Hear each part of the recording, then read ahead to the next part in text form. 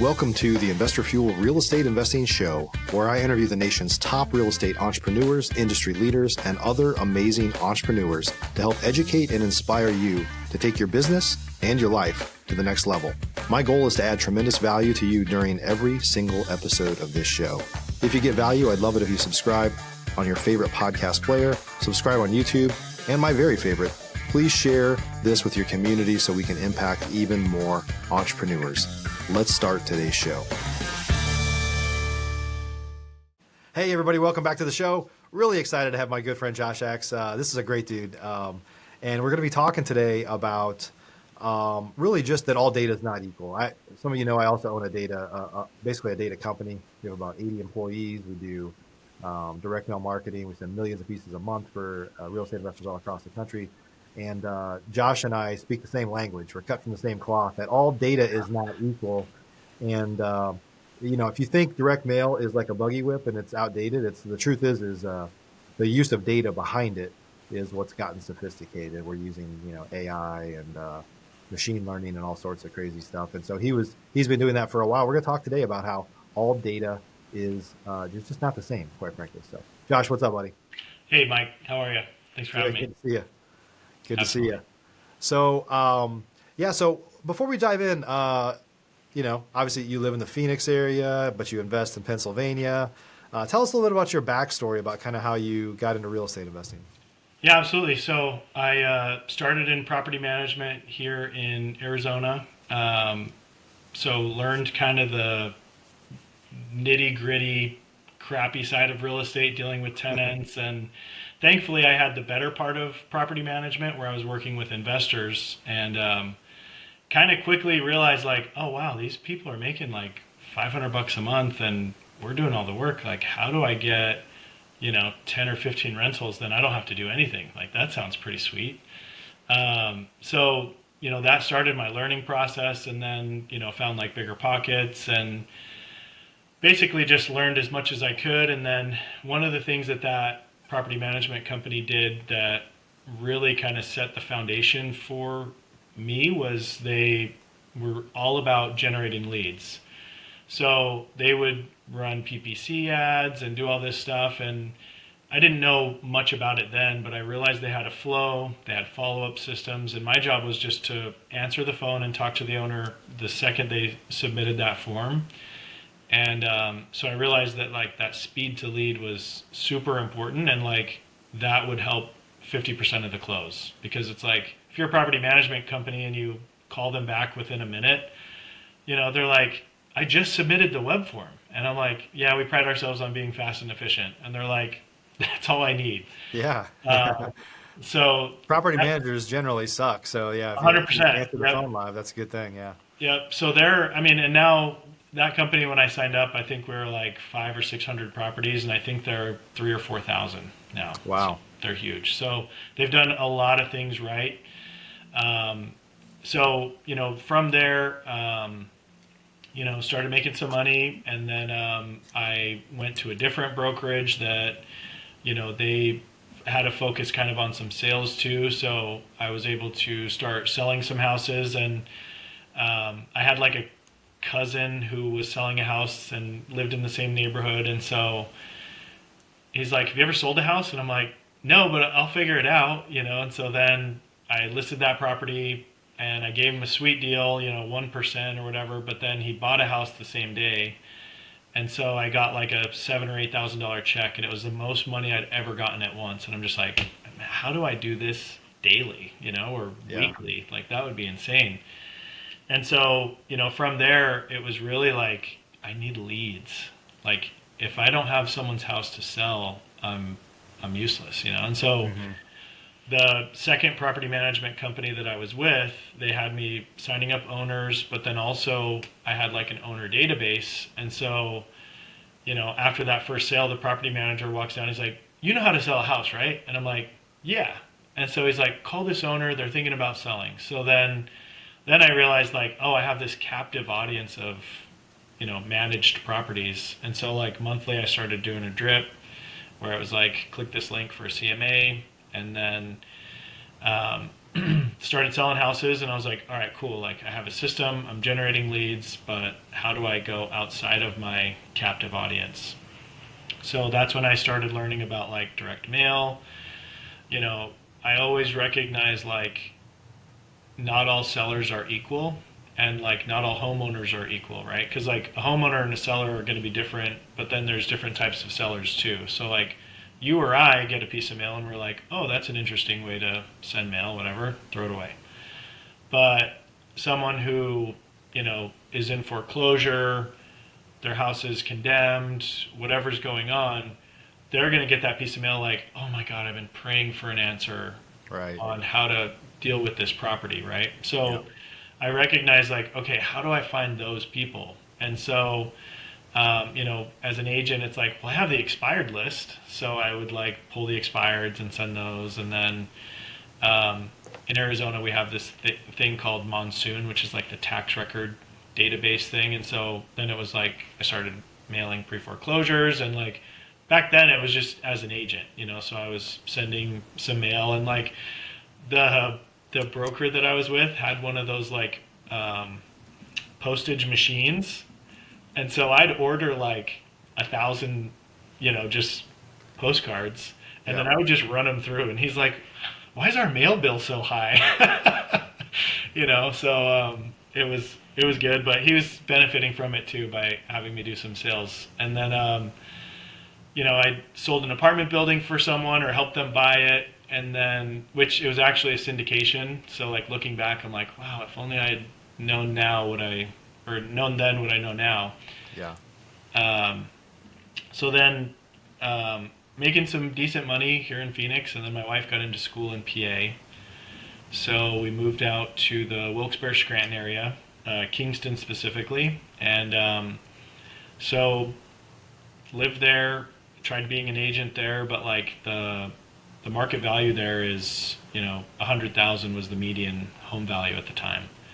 So like, you know, you sell a $100,000 house, you get, you know, $3,000 if you negotiate a 3% commission, and then the brokers there were still charging 30%. So like I'm doing all this work and I'm getting $2,100, and my wife's in school, so I'm like, man, I'm just not making money. And then I met with like girl who's going to school with my wife, her husband. We all went to dinner, and he's a anesthesiologist. And you know, his wife told my wife like, "Oh yeah, he likes real estate," and you know, my wife's like, "Oh, my husband's a realtor. Like they're going to get along great." You know, and then I'm sure as an investor you hear from doctors all the time like, "Oh yeah, I'd love to invest in real estate." Right. And then you present an opportunity and they never do anything, and you're like, Right. okay, really? And so like him and I both had this like preconceived notion like, oh great, another agent who doesn't know anything about investing. I'm like, oh great, another doctor who's not going to do anything. And so then when we met, he's like, wow, you actually know a lot about property management, you know. And he had, I don't know, 20 units or 30 units at a time. I'm like, wow, you actually own something other than your house, you know. So we got along really well, and together we sent mail. So like this is kind of where mail comes full circle. So we initially partnered up like, oh, we're going to wholesale properties. We sent out one batch, got some calls, we're a little too freaked out about it, didn't do anything. Well, we're walking our dogs and we see this property that's, you know, kind of looks like a motel, but it's real rough looking. So we're like, we should send that guy a letter. So, you know, I like become a detective and I find everyone in the area with the same last name. So I sent mail to everyone, his, you know, sisters, brothers, everyone with the last name. I sent him a piece of mail, and he called up, hey boys, I see that you're looking to sell. And long story short, we negotiated 99% seller financing on a 35 unit apartment building. So we put 1% down. It was $13,500. 8 months later, we had it appraised, and it appraised for $2.58 million. So, and that was 2017. So, you know, he called because we sent mail, you know, and like we had the knowledge because I had spent whatever 3 years learning everything I could about real estate investing, seller financing, negotiating. So when the opportunity came, I was like, this is an opportunity. We got to jump on it. So, so then I just started sending mail. You know, Mike, my business partner at the time, I'm like, hey man, I'm going to start flipping. You know, and he's a doctor. Oh, it's too risky. I don't want to do it. And so no, I'm good. So I send out mail, and I hit specifically, I had a guy from church who his property was in foreclosure, but it was tax foreclosure. So he owed real estate taxes. And he owed like 4,500 or 7,000. It was somewhere around there. And his property was worth like 80 or 85,000, all day long. And so I'm like, I told him to eventually just negotiate with the county because that's all they wanted was a payment plan. But I'm like, I wonder if I could get my hands on that list. And so after we did this apartment deal, I got a bunch of cash, and I was like, okay, well now I can send a piece of mailer that says like I pay cash, because I felt like I can't say that if I can't actually pay cash. Well, now I have some cash. So I send out mail to this delinquent tax list. I got so many good leads, and I didn't even, I was just blown away, because my first deal that I got, it was 60,000, and I closed on it, and I listed it, and we got 125 3 weeks later cash. Yeah. As is. And that was the first day we were on the market, or second day we were on the market, we got that offer. So I was like, I'm going to be rich, Yeah.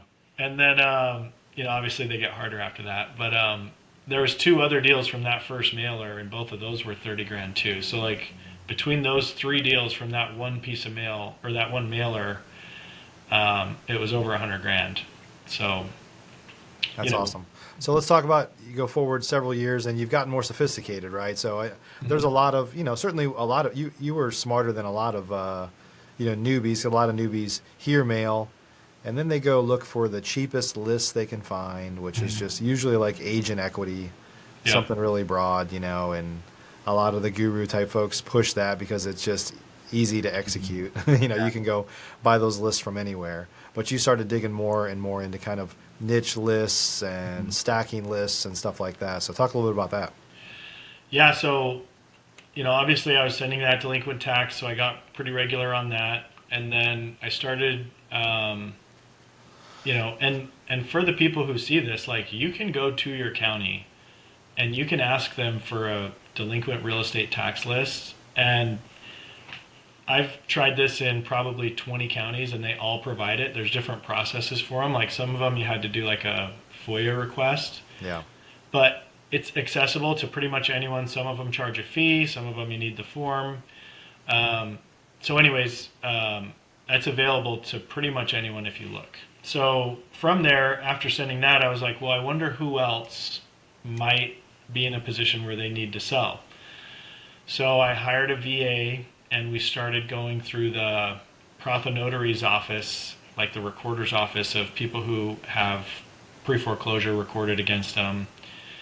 And then I even started I'd have them scan the obituaries weekly, search the person's name in the county, and see if they own property. And then we'd mail to the property, because so many times we would have people call us because the property was delinquent. But some of the families, they may not be, but they would be in, foreclosure, or they would just be dilapidated and they've inherited this property. Well, the family doesn't either have the resources, it's part of an estate, so they don't want to commingle funds. And so their best option a lot of times is to just sell the property as is. And so that's been a good list too. And I found some better sources for that data now, where I don't have the VA manually because it's so slow.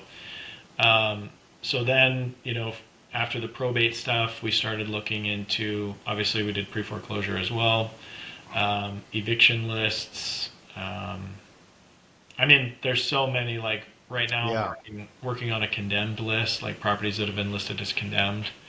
Because my whole thing is if I can send out 1,000 letters and get 1,000 calls and do 1,000 deals, That's my best thing. And people would never say mail's bad. But those numbers aren't going to happen, obviously. But how close could you get? Could you send 1,000 pieces and get 100 calls and do 10 deals? So the better data you have, the higher your likelihood of success for each piece of mail. And then obviously you can't just send the mail. So you have to send the mail, and then answer the phone is an important one, and then follow up with them. Um, so yeah, I mean, yeah. I'll share a couple things that I know because we work with so many investors. So first off, a lot of real estate investors generate leads, but then they drop the ball with answering the phone in a timely fashion. You got to answer live, right? Mm-hmm. And setting up an appointment right away and not over screening. And so just a lot of people are just generally lazy. So they tend to not they're just not very good operators. And Right. so, but they'll blame it on the marketing. Oh, that marketing's not really working. It's like, well, if you don't answer your phone, it doesn't matter if it's like they're in the ambulance on the way to, die or something like that. Like, it doesn't matter how good the lead is Yep. if you don't handle it properly. Exactly. And the other thing is similar to social media, there's a lot of vanity metrics out there. So at the end of the day, a lot of people look at cost per lead, which I'm not saying you shouldn't track it, but I am saying it doesn't really matter. It's not the same as ROAS, return on ad spend, where it's like I put $1 in and how many dollars do I get back? Because, everybody classifies a lead differently, and leads are not all the same quality. So if you can get higher quality leads that convert better and maybe are more profitable because they're not, everybody and their brother isn't competing for them, so you can get them deeper. Like, that's what really matters, right? And so Yep. vanity metrics like cost per lead, even cost per contract, like, I'm not saying you shouldn't measure them because they're leading indicators, but the real indicator of how your channel is doing is ROAS, Yep. return on ad spend. I put $1 in, how many dollars do I get back for that? Because we know that inbound leads typically have a profit that's 2 to 3 times higher than outbound leads. Mm-hmm. And some of these, I mean, everybody that's listening to this has gotten a deal that they've made 10 grand on and one they've made 60 or 80 on. It's like, what was the difference? It was just a better lead, right? For And so sure. if we could find a way to get those better leads, who cares what the cost per lead or other Yep. things are? It's like, how do I get more of those? It's like, well, you Yep. find better data to find more people like that. Exactly. Yeah. Yeah. Yeah, and I think the point you mentioned too about like not competing against every other investor, like if you have lists that are hard to find, Right. you're eliminating all of the lazy people right there. So like I look for those things that are like, man, this sucks to get this list. Perfect. Yeah. Like that's where you make the money, because you could pull a list on PropStream, Batch Leads, List Source, any one of those. Everyone can do that. Right. But actually calling the county and being like, hey, I want to buy your delinquent tax list. How many people are going to go through that step? And then they're like, well, am I even going to make money on this? And then the data you get sucks. So you have to I have this whole process, like you get Right. the data, you have to like scrub it for the parcel numbers, and then you can actually like upload the list back into PropStream, and it'll find those properties based on the parcel number. So then you actually have usable data, because for so long it was like the townships weren't correct and the property wouldn't have the full address or the right owner's info. So definitely had to work for a while to get a process down. Yeah, and then the next level stuff that we found at Investor Machine we've managed we're well over $50 million in ad spend for investors now. And we have data scientists, like we've got, an amazing team of people that are figuring out how to do this better and better, is to look at it's not just stacking a list and saying how many lists they're on. And it's not even like in some markets, lists are way more powerful and predictable than like more of a predictor that the person's willing to sell than others. Right. Like in some areas, notice of default is meaningless, and in some areas it's great, right? And Yeah. and so what we do, to take it to a whole other level, we use machine learning, and we capture all this data, but we look at the county level, in that county, all of the houses that have sold over the past 90 days to 6 months, and that have sold to investors. So not just sold for cash, but sold to known investors. and what were the data points that had on that, and then we can fine tune like the weightings of those values, and then apply it in the future to say, we thought probates were really important, but they're not that important here. Like Florida, Right. probates aren't as important because everybody's old there, Right. and Right. so. But in some markets, the same data, like we used to say, probates are the most valuable lead, and then this is Yeah. really valuable, like nationwide. And then we realized that we change it at the county level now based Interesting. on what has happened, right? And it just took doing this for years to get more sophisticated and learn what doesn't work and what works better than the way we used to do it, and just keep getting better and better. I mean, it's how entrepreneurs work, right? It's evolution. You just get better and better and better all the time. Mhm. Yeah. Yeah. I mean, probate and, like, for example, absentee in Florida is probably worthless. A lot of people Yeah. probably have a second home there or whatever, but absentee Yeah. in middle of nowhere, Pennsylvania, they're probably like, man, this property sucks. I'm getting notices from the township. How do I just get rid of this thing? So that's Sure. super valuable knowing that info. Yeah. But, the second home, the absentee owner, is valuable if it's in conjunction with other data. So it could be Absolutely. back taxes, notice of Yep. default. They're like, it's a second home. Like, let's just get rid of that thing, right? But Yep. if it's just age and equity, or, age and equity and Absolutely. absentee owner, and that's it, that Yep. doesn't really matter. There's a lot of people, like you said, have a house in Florida. They don't live there full time. They're at the later in life, so they had some money, so they've got a fair bit of equity. But then something happens, right? Then Yep. they get sick. Then they get mowing liens. Then HOA lien. Then it's back taxes, and stuff starts to mount up. And there's a story there, right? This data Yep. tells a story of like, hey, it wasn't. And let's be honest, everybody that we bought houses from that is distressed, like they've gotten more distressed over time. Like Yeah. The they didn't just situation. like wake up one day and they've got all this shit going on. Like Yeah. it just like was another nail in the coffin over years and decades that Yep. eventually the data said, ding, ding, ding, ding, ding, like this guy's Yep. ready. Yep. Yeah. And so finding the person when it's time is the Yeah. most important thing. And, like, that's where the list stacking has been huge. And obviously, I've signed up for Investor Machine because, like, and part of the reason I did was, like, building the lists takes so much time. Yeah. And you're scrubbing the data, you're making sure people are on your do not mail list, which I'm terrible at. I do it, but then, like, the it'll say drive instead of DR, and so then my, like, scrub won't hit it, and so, Right. like, so, like, any of those things, like having a team to manage that for you, like, it helps you become more of the owner and not the Yeah. guy in the weeds doing all the things. And that was kind of my push last year, was like, how do I sit more in the owner role instead of, like, I'm the director of marketing and I'm the director of sales and Right. dispositions and everything else, because you see the people who are killing it. It's like they have a system, they have a process, and they have people.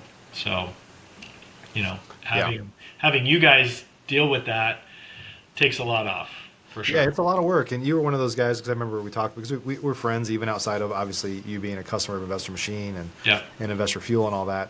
Is you're one of those guys that was already doing a lot of things that are way above what most people are doing, Mhm. and so a lot of times people are like, I already do that, I already do what you do, and it's like, well, I mean, there's no way you could be as sophisticated as us with data scientists and software that's doing all this and everything. And I think you just realized like what I'm doing is right, but it's a grind, right? Right. You're a spreadsheet jockey, and you're in there cutting and pasting stuff, and you cut and paste something wrong one time, and you're screwed, 100%. Yep. And then the file crashes, and then I mean, yeah. And then, like, I've even had, I think one time I did a sort, and I sorted incorrectly, so the property addresses and the mailing addresses were all wrong. Yeah. Like, dude, come Yeah. on. Or, like, one time I didn't have a phone number, or I put the wrong phone number. And so people literally were calling. And the only way I know about this is because they submitted a form on my site. And they're like, hey, I tried calling your number, but it didn't work. So I literally spent like $6 or $7 to send mail, and it didn't even have the right phone number. Wrong So, phone like, number, yeah. not having those mistakes is valuable too. Yeah. Yeah. Awesome, man. So where do you think the evolution goes from here for you in terms of, you know, high level, kind of growing your business, next level, like from a lead gen perspective, I'd say. Yeah, so we've been focused on, brand building. So, we are probably, if not the top, we're probably up there in the counties that we invest. So I'm kind of making the push to be more of a household name. So like we've been running billboard ads, we've been running some TV ads. We went heavy on TV last year, but the ROAS wasn't good. It was like 50%. So that's not ideal. And then the billboards and the TV that I'm running now is so affordable that, it's just an add-on. And I also think it helps because like my acquisition team will say, so did you hear about us on TV or did you see a billboard? Boom, credibility, Yeah. right? Because like not everyone can do the TV and not everyone can be on the billboard. So that's been a big push. And actually, one of my focuses this year is spending less money on mail. And it goes back to what we've talked about is like the best lists, the best pieces of mail, followed up correctly. Like if my acquisition managers are inundated with crappy phone calls, it's not going to be beneficial to them. They're going to be like, we just keep getting DNCs and we keep getting angry people and people that don't want to sell and I'm wasting my time following up. So sending less mail to better lists has, been the focus. And I started with you guys in October.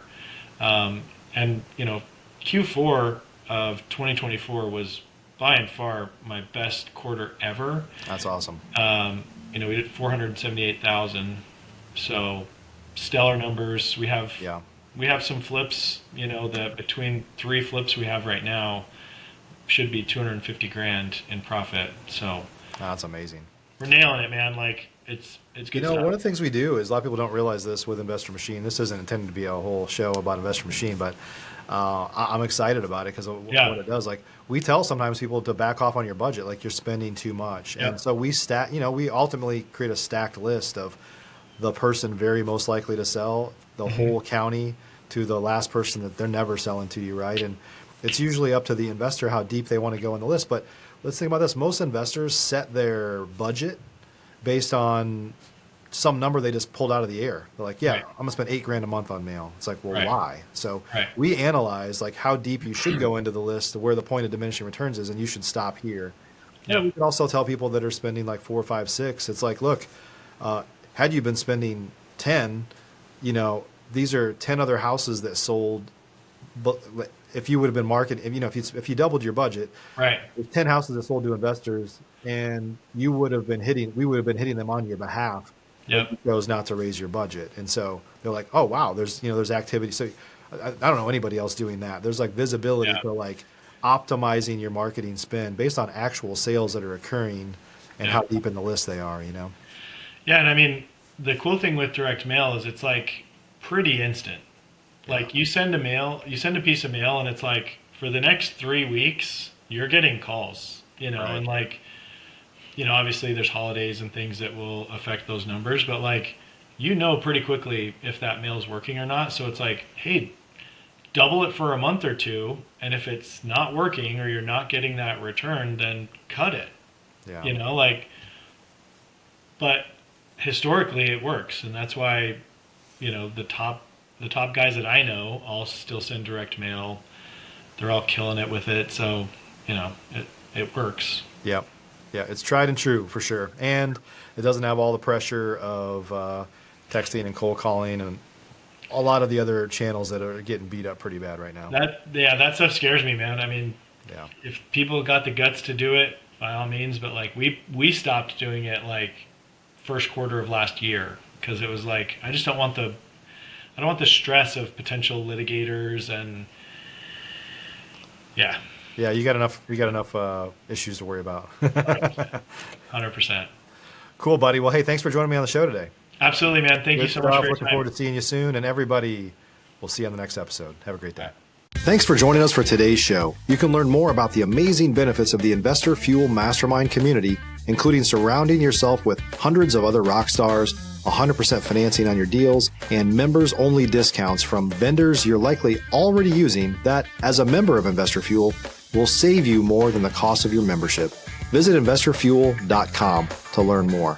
You can also check out the show's notes for access to free resources, how to get access to world-class lead generation, and even how to work with me directly one-on-one.